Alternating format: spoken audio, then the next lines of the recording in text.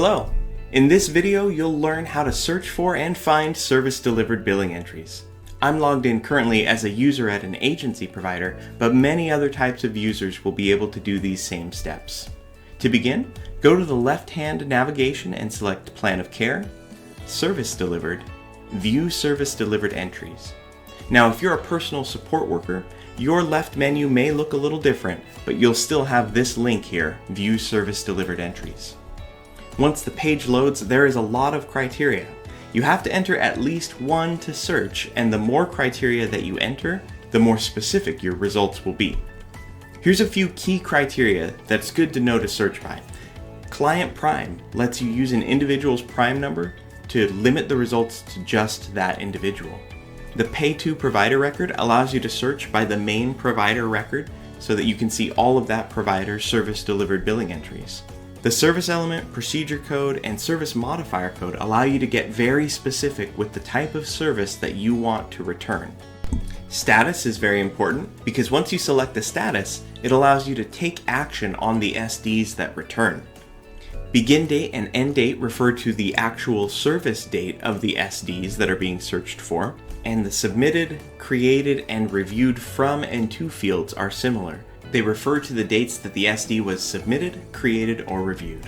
Now there are other criteria, but let's demonstrate a search using just a few of those. Since I'm a user at Provider 1, I'll only be able to see SDs that my provider has created. Let's say that I want to search for SDs for OR526 attendant care, and I want to get more specific. I want it to be one-to-one attendant care. And let's say that I want it to be just on May 31st, 2025. I'll enter that in the begin date field and in the end date field. Now with just these criteria, I'll select Find. Looking at the results, I have a long list of service delivered billing entries. Let's say I want to get even more specific. I only want to return results for this individual right here. I'm going to take that prime number and I'm going to add it to the Client Prime section. Now I'll select Find.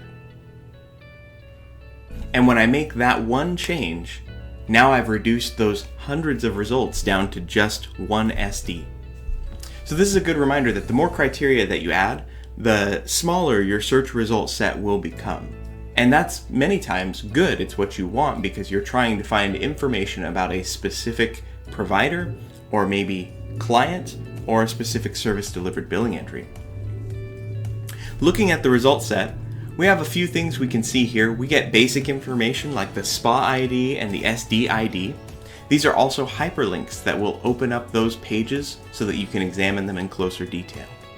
We see the individual's prime and their name, as well as provider information and the case management entity that authorized this individual's services. We learn information about the service itself, such as when the service began and ended, how much of the service was billed for, and the rate and amount that was paid. We see the status of the SD, and for any SDs that are part of a claim that's been paid, you'll see a claim ICN number here. This is a good indicator that an SD that you're working with has been paid. And for electronic visit verification services, you'll see begin location and end location, latitude and longitude coordinates. Now, one more important thing about this page is it allows you to take action on SDs. To do so, enter in your search criteria, and then make sure to select the status. In this case, I'm going to select Approved. Then select Find.